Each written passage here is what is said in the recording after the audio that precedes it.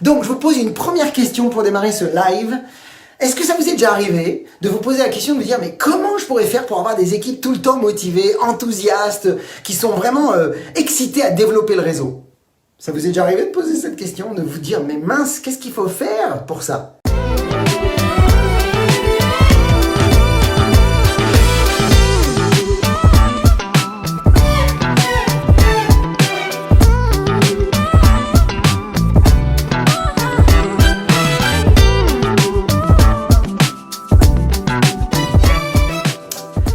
Alors vous le savez toutes et tous, il y a plusieurs critères quand on développe son réseau que vous devez absolument auto-évaluer mois après mois.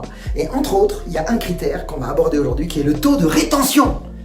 Le taux de rétention est capital dans votre réussite. Si vous voulez un business profitable et durable, le taux de rétention doit être excellent.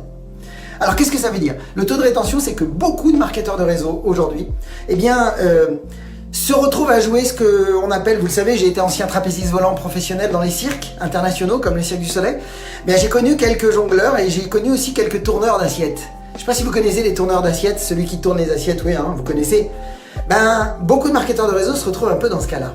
C'est-à-dire qu'ils sont en train de tourner une assiette, c'est un distributeur, et puis un deuxième, et puis un troisième, et puis un quatrième assiette, cinquième assiette. Et puis qu'est-ce qu'ils font?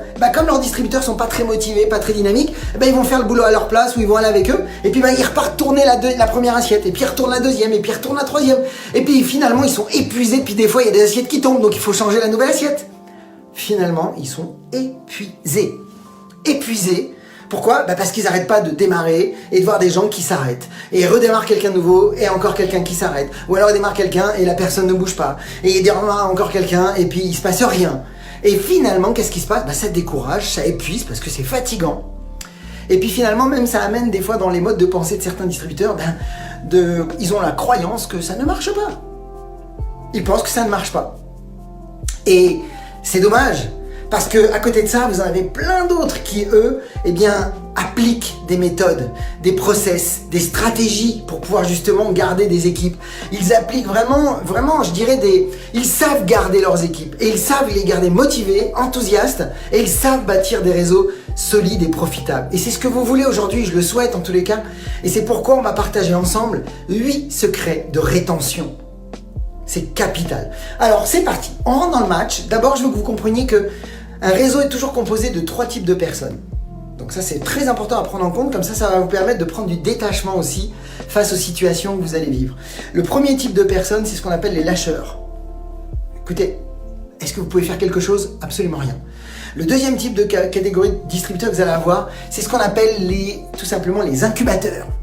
Alors les incubateurs, ils sont géniaux. Pourquoi? Parce que vous allez en avoir beaucoup d'incubateurs dans votre réseau. Alors les incubateurs, c'est une pépinière. C'est quelqu'un qui pourrait tout à fait se révéler 2 mois, 3 mois, 6 mois, 1 an, 2 ans après. Pourquoi? Parce qu'ils ont accumulé une certaine connaissance, parce qu'ils sont restés proches de vous, ils ont peut-être même participé à des événements, ils sont, je dirais, consommateurs du produit, mais ils n'ont pas vraiment encore pris cette décision ou c'est pas le bon timing pour eux pour pouvoir justement se lancer sérieusement dans le business. Mais ils sont là. Est-ce qu'ils se respectent à fond? Est-ce que vous devez faire attention dans votre communication? Énormément. Est-ce que vous devez continuer à les former? Oh que oui, à condition qu'ils le souhaitent. C'est pas à vous, c'est à eux de décider. Mais par contre, il y a une troisième catégorie, c'est ce qu'on appelle les bâtisseurs. Donc si on regarde les chiffres aujourd'hui, vous allez voir que c'est très parlant. Si vous recrutez 20 distributeurs, en général, vous allez avoir 8 lâcheurs. Donc 8 personnes qui vont abandonner. Donc c'est OK, avec ça, on doit être tranquille. Ça fait partie du jeu. Par contre, il en reste 12. Sur ces 12 distributeurs que vous avez recrutés, en général, il y en a 8 qui vont devenir des incubateurs et 4 qui vont devenir des bâtisseurs. Évidemment que vous voulez absolument que ces 12-là restent dans votre business, que ces 12-là restent effectivement dans une position telle qu'elle est au départ et puis de la faire évoluer au fil du temps. Et de voir effectivement certains peut-être se révéler et vouloir devenir des bâtisseurs et surtout amener vos bâtisseurs à devenir de vrais leaders pour que eux puissent faire la même chose que vous et commencer à construire effectivement une équipe de bâtisseurs. Et ils auront eux aussi bien sûr une équipe d'incubateurs, des pépinières, des personnes qui sont à 2 doigts de se révéler. Mais encore une fois, il y a de la stratégie à mettre en place. C'est pourquoi je voudrais que vous gardiez à l'idée qu'il y a des chiffres que vous devez connaître d'abord. Le premier chiffre que je veux que vous gardiez, c'est que comment ça se décompose si je recrute par exemple 5 partenaires? Si j'ai 5 partenaires, gardez à l'idée qu'il y en aura en général un qui sera bâtisseur. Juste un. Si vous regardez bien les chiffres de tout à l'heure, 20 partenaires recrutés, il y en a 4 qui sont bâtisseurs. Donc ça en fait 1 sur 5. Mais par contre, si on a bien calculé et que vous avez vu qu'il y en a quand même 8 qui sont finalement incubateurs. Donc si vous recrutez 5 partenaires, ça présuppose qu'il y en a 2 qui vont abandonner, 2 qui seront incubateurs et 1 qui sera bâtisseur. Donc ça veut dire que sur 5 personnes, vous en avez 3, un potentiel de 3. Le problème, c'est que beaucoup de marketeurs de réseau, eh bien souvent, se retrouvent à avoir 5 partenaires et il ne se passe pas grand-chose. Voire même, malheureusement, ils sont obligés de recommencer à reconstruire encore un réseau de 5 autres personnes pour pouvoir commencer à avoir quelque chose. Donc, vous devez accepter un concept. Je vais vous parler de 2 principes avant de rentrer dans le match. C'est capital. Le premier concept, s'il vous plaît, c'est ce qu'on appelle le concept des 90 jours. On le dit tout le temps, l'histoire d'un marketeur de réseau s'écrit dans les premiers 90 jours. Et ça, c'est vraiment très important. Et je dis encore une fois, je le répète, l'histoire d'un marketeur de réseau s'écrit dans les 90 premiers jours. Donc c'est capital de maîtriser l'art de démarrer vos nouveaux distributeurs et de comprendre vraiment où vous allez et qu'est-ce que vous devez mettre en place. Alors, qu'est-ce que vous voulez quand je dis garder le concept des 90 jours? Ce que je veux, c'est que vous compreniez que vous voulez absolument que vos partenaires, vos nouveaux partenaires, restent au minimum 90 jours. Vous voulez que pendant 90 jours, ils puissent réellement se donner la chance de voir de quoi on parle. Vous voulez que pendant 90 jours, ils restent concentrés sur le business. Vous voulez que pendant 90 jours, ils consomment le produit. Vous voulez que pendant 90 jours, eh bien, vous devez les convaincre de rester 90 jours de plus. Vous voulez vraiment que ces 90 jours soient un engagement dès le départ avec vos nouveaux distributeurs pour que vous puissiez vraiment leur donner la chance de se découvrir, de découvrir la compagnie, de découvrir les produits et de découvrir le potentiel dans quel métier ils sont rentrés. Ça, c'est capital. Donc, ces 90 jours, c'est un minimum. C'est pourquoi vous verrez pour celles et ceux qui vont venir à la masterclass du 12, on va parler de la stratégie du 3x3x3. Vous allez voir que c'est redoutable. Donc 90 jours, c'est d'abord le premier concept que vous devez garder. Deuxième concept que j'aimerais que vous gardiez, imaginez une ligne entre là. D'un côté, il y a la ligne où c'est plus facile de rester. De l'autre côté, il y a la ligne où c'est plus facile de quitter. Votre boulot, c'est d'amener tout le monde et de pousser tout le monde à rentrer de l'autre côté, c'est-à-dire du côté de la ligne où c'est plus facile de rester. Parce que malheureusement, vous pouvez faire ce que vous voulez. S'ils sont du côté de la ligne où c'est plus facile de quitter, bien vous augmentez effectivement la possibilité que votre taux de rétention soit très faible. Vraiment, vous ayez très peu de gens qui restent. Et si vous êtes constamment à avoir des gens qui rentrent et qui ressortent, encore une fois, ça va vous mettre dans un état émotionnel qui ne sera pas idéal et ça ne va pas vous permettre de faire le chiffre d'affaires nécessaire. Et encore une fois, vous le savez, ça a des conséquences sur votre développement. Donc, quoi faire? Quelle est la solution? Comment faire pour que maintenant, vous ameniez tout le monde du côté où c'est plus facile de rester?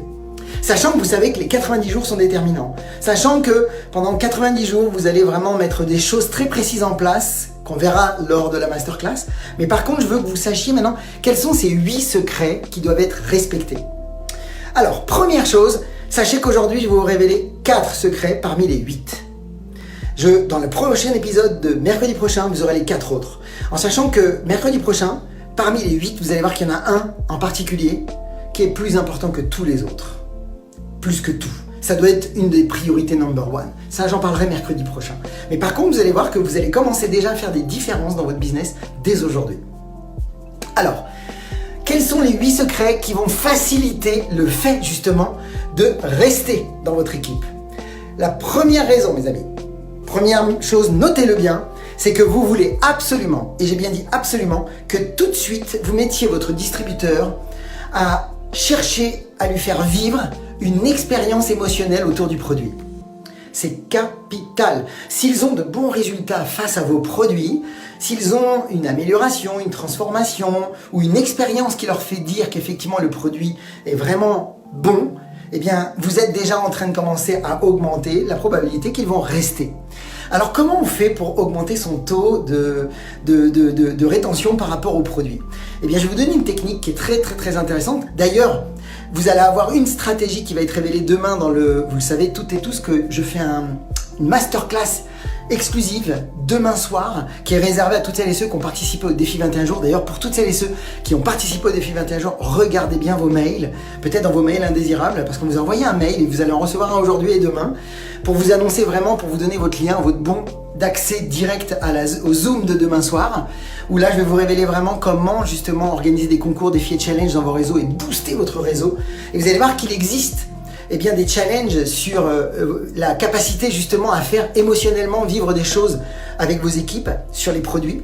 Et vous allez voir qu'il y a des concours à mettre en place là-dessus. Mais par contre, je vais vous donner une info. C'est que si vous avez un distributeur qui évoque à d'autres personnes le ressenti qu'elle a eu sur un de vos produits, eh bien sachez que si vous avez un distributeur qui par exemple, imaginez que vous fassiez un petit brainstorming de 4-5 personnes qui sont dans votre réseau depuis peu, et que vous vous amusiez à leur dire voilà, je vous propose qu'on fasse un petit brainstorming ensemble, histoire de m'exprimer, effectivement vous allez vous concentrer sur un produit, le produit que vous appréciez le plus par exemple, que vous consommez, et que j'aimerais que vous puissiez nous exprimer juste quel est le ressenti que vous en avez, quels sont les bénéfices que ça vous a apporté, ou les résultats que ça vous a apporté. Eh bien, quand vous faites ce genre de choses, et qu'un de vos distributeurs qui vient de démarrer, par exemple depuis quelques jours ou quelques semaines, et qu'il l'exprime ou elle exprime, eh bien, son ressenti sur le produit, eh bien, il va se passer quelque chose. C'est que dans le cerveau, votre distributeur va vouloir rester cohérent avec ce qu'il a dit. Si donc il apprécie, qu'il a évoqué à d'autres qu'il appréciait les produits, il y a de grandes chances qu'il reste dans votre compagnie. Juste parce que vous avez commencé à créer ce qu'on appelle un lien émotionnel avec le produit. Donc, première chose, rappelez-vous, de bons résultats et un bon rapport émotionnel avec le produit est un des premiers secrets qui augmente le taux de rétention. Donc ça, c'est à mettre en place dans vos 90 jours. Vous avez bien compris qu'il va falloir qu'il y ait ce genre de choses. Ou même, voire même, mettre un concours en place. Ce que verront tous ceux qui seront là demain soir. Et puis d'ailleurs, si vous êtes membre de notre académie, regardez vos mails aussi pour demain soir parce que vous avez accès à cette masterclass en plus de tous les coachings et de toutes les masterclass qu'on vous met en place. C'est vraiment une masterclass un peu à part. Donc, première chose, vous l'avez compris, un bon résultat autour du produit et surtout qu'il l'exprime de manière émotionnelle. Le deuxième secret, vous le savez, je vous ai dit dans les derniers coachings, l'importance de travailler en binôme.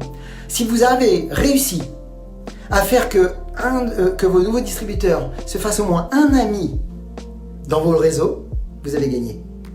C'est-à-dire que si vous les mettez tout de suite dans une logique de travailler en équipe et de travailler en binôme, je vais vous avouer une chose, les difficultés seront moindres pour eux. C'est-à-dire qu'il y aura besoin de beaucoup moins de détermination quand on est deux que la normale. Donc vous êtes déjà voulu basculer du côté où c'est plus facile de rester. Donc vous l'avez bien compris, un rapport émotionnel avec le produit et encore mieux s'ils l'ont exprimé à d'autres. 2, vous avez compris l'importance maintenant de travailler en binôme et de les faire travailler en équipe puisque effectivement, s'ils se font au moins un ami, il y a de grandes chances que vous augmentiez le taux de rétention et qu'ils restent. Donc c'était le deuxième secret. Troisième secret, mes amis, c'est de les aider à gagner une commission.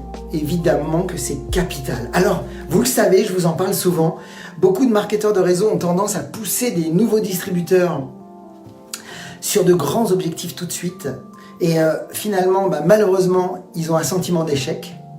Et donc, ils se dévalorisent, ils ne se sentent pas à la hauteur. Et puis finalement, ça les pousse du côté où c'est plus facile de quitter. En réalité, vous devez vous concentrer, et vous le savez, j'enseigne ça dans notre académie, c'est ce que j'appelle le principe des 100 €. Vous devez absolument vous concentrer. Votre objectif, c'est pas de leur faire gagner 1000 €. Pour l'instant, ce que vous voulez, c'est hacker leur cerveau et faire qu'ils puissent se dire « c'est possible, je peux le faire ». Et pour y arriver, vous devez réussir à faire passer la barre des 100 €. Si vous aidez vos nouveaux distributeurs à gagner 100 € durant les 3 premières semaines ou le premier mois, les 30 premiers jours, mes amis, vous avez clairement encore plus augmenté la capacité qu'il reste dans votre équipe. Donc un bon rapport émotionnel avec le produit. 2, vous l'avez compris, se faire un ami dans le réseau. 3, l'aider à gagner 100 €. Et là, effectivement, il faut que vous ayez des stratégies. C'est ce qu'on va voir dans la masterclass du 12. Puisque vous le savez, je vous ai dit, on est sur le mois du travail d'équipe, de l'accompagnement des partenaires, de la duplication. Et donc, dans la masterclass, nous verrons justement comment faire pour mettre en place un plan d'action immédiat, quasiment, dans les quelques jours qui vont venir, pour les aider à rentabiliser leur investissement et à commencer à gagner leur première rentrée d'argent. Et en l'occurrence, vous allez voir une stratégie qui permet quasiment de vendre son pack de démarrage directement et de commencer à gagner de l'argent. Et si vous arrivez même dès la première action, comme on le présente, à faire vos 100 premiers €, beaucoup savent le faire, vous avez gagné. Quatrième critère pour aujourd'hui, mes amis. C'est très important, c'est de savoir les valoriser. J'aimerais que vous appreniez vraiment, parce qu'on le dit souvent en marketing de réseau, ce n'est pas juste des actions, il y a aussi une communication à avoir, il y a aussi un leadership à développer. Et vous devez absolument maintenant développer une nouvelle culture, et ça, je vous invite à ça, après vous en faites ce que vous voulez. Mais vraiment une culture où vous n'êtes plus en train de célébrer les résultats. Bien sûr qu'il faudra célébrer certains résultats, il y a des reconnaissances à mettre en place. Mais dans le quotidien, on a tendance à oublier de célébrer les petites victoires. Vous savez, on est éduqué à nous pousser toujours à devoir être bon, le meilleur, à avoir la note parfaite. Mais finalement, qu'est-ce qui nous intéresse? Est-ce que c'est réellement le résultat? Ou est-ce que c'est les efforts qui sont fournis? Parce que vous avez beaucoup de personnes qui n'ont pas de résultat immédiat, mais qui font beaucoup d'efforts. Est-ce qu'ils mériteraient d'être célébrés? Est-ce que ce ne sont pas ces gens qui seront les plus proches de la réussite? De travailler sur eux et d'être constamment en train d'avancer. Donc clairement, plus vous allez apprendre à valoriser les petites victoires, plus vous allez aider vos équipes à prendre confiance en elles vont se retrouver à avoir de l'estime d'elles-mêmes, elles vont gagner en confiance en elles, et donc vous allez encore une fois faire que dans leur cerveau, si au fond d'elles, elles se sentent capables, que c'est possible d'atteindre un objectif qu'elles aimeraient atteindre, mais pourquoi vous voudriez qu'elles quittent la table de jeu? Quand quelqu'un sait qu'il peut obtenir quelque chose, ça va être beaucoup plus difficile pour lui de s'arrêter. Rappelez-vous que l'être humain est 100 000 fois plus motivé quand il sait qu'il risque de perdre quelque chose que s'il gagne quelque chose. Donc là, si vous lui montrez qu'il peut gagner quelque chose et que au fond de lui, il pourrait être poussé peut-être à arrêter, il va avoir un sentiment de rater quelque chose. Alors qu'il sait qu'au fond de lui, c'est possible. Si en plus vous lui avez hacké le cerveau avec les 100 premiers euros et que derrière vous êtes à le valoriser sur les petites victoires, à savoir repérer peut-être, imaginons que quelqu'un a passé des appels d'invitation mais il y a eu 0 retour. Mais c'est génial, ça se célèbre ça. C'est le moment de dire bravo, félicitations, tu te rends compte? Tu es en train de te rapprocher réellement des résultats que tu as besoin pour ton business, mais parce que tu es en train de faire les efforts. Si tu es prêt à me faire des petites modifications au fur et à mesure, indéniablement on va se rapprocher du succès. Donc s'il vous plaît mes amis, rappelez-vous de ces 4 points, je vais vous partager 4 autres points au prochain live, dont un qui est capital, mais j'espère que vous vous rappelez de ce qu'on a dit, de bons résultats sur les produits et un rapport émotionnel avec le produit. Ensuite, vous avez compris qu'il fallait absolument se faire au moins un ami et donc les aider à travailler en duo ou en binôme, c'est capital. Ensuite, vous avez compris aussi l'importance d'avoir des commissions très rapidement. Et en 4, vous avez compris aussi qu'il était important de savoir les valoriser. Voilà, j'espère que ça vous a aidé aujourd'hui, c'était un live très court. J'aimerais juste maintenant vous partager quelque chose. Est-ce que ça vous a aidé déjà? Dites-moi, est-ce que ça vous a apporté un plus? Est-ce que ça vous a éclairé? Est-ce que ça va vous guider maintenant dans votre démarche d'accompagnement avec vos partenaires? Dites-moi dans les commentaires si oui, ça vous apporte un plus. Alors, je vous partage une petite info, j'ai une invitation à vous faire qui ne s'adressera pas à tout le monde. Mais encore une fois, vous êtes libre de l'écouter ou de vous arrêter, mais écoutez peut-être cette petite partie pourrait faire une grande différence. On est tous d'accord, je pense que vous êtes d'accord avec moi qu'aujourd'hui, le marketing de réseau ne laisse plus la place à l'amateurisme. On est tous d'accord qu'aujourd'hui, le marketing de réseau est en train de se professionnaliser partout sur la planète. Ça n'a jamais été même le meilleur moment de l'histoire de cette industrie pour performer et pour justement s'amuser dans ce métier et vivre vraiment une histoire assez remarquable. Vu aujourd'hui l'engouement, les besoins et quelque part même je dirais presque la mission que vous avez derrière tout ça. Donc on est tous d'accord que c'est un moment favorable, c'est un moment même historique. Et d'un autre côté, vous le savez, il n'y a pas de hasard pour réussir. C'est vraiment basé, tous ceux qui ont du succès fonctionnent selon un plan et une stratégie et ensuite ils apprennent à passer d'un modèle systématisé, c'est-à-dire d'un côté mécanique, d'un processus d'étape par étape, à quelque chose de très authentique. J'aime beaucoup imager la chose, c'est qu'au départ, on apprend des méthodes dans un cadre et après l'objectif c'est de sortir du cadre et de réellement faire briller qui vous êtes, avec votre personnalité, votre style à vous, mais tout en gardant des process que vous pouvez dupliquer, des process que vous avez déjà mis en application. Alors bien sûr, tout ça, ça s'apprend, il est important d'être guidé, d'être accompagné. J'ai une proposition à vous faire, c'est vous qui déciderez. On a quelques conseillers coachs au sein de notre académie. On a quelques personnes qui sont effectivement disposées à faire des appels téléphoniques, de rendez-vous stratégiques, où on est à même de pouvoir vous écouter et de comprendre véritablement quelle est votre situation d'abord. Ensuite, deuxième étape, de voir effectivement par rapport à la situation où vous en êtes, qu'est-ce qu'il vous reste à faire pour atteindre votre objectif. Donc ça, c'est très intéressant. Et il faut aussi avoir cet état d'esprit de se dire, évidemment, qu'il est important d'investir en soi à un moment donné. Alors, je ne suis pas en train de vous dire que c'est un engagement, ce que je vous dis. C'est sans engagement.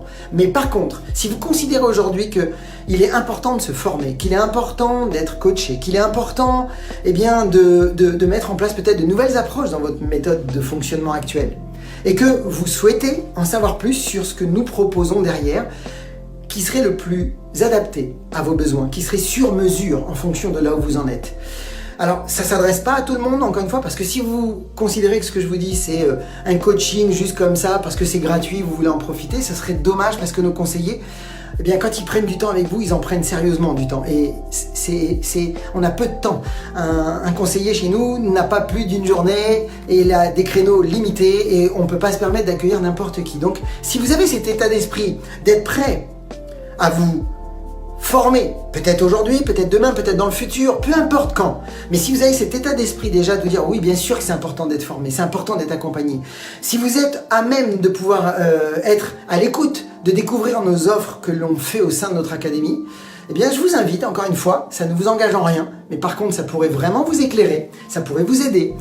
Eh bien vous pourriez réserver, si vous le souhaitez, j'ai mis dans le descriptif, eh bien un rendez-vous stratégique avec un de nos conseillers. Donc encore une fois, les places sont assez limitées.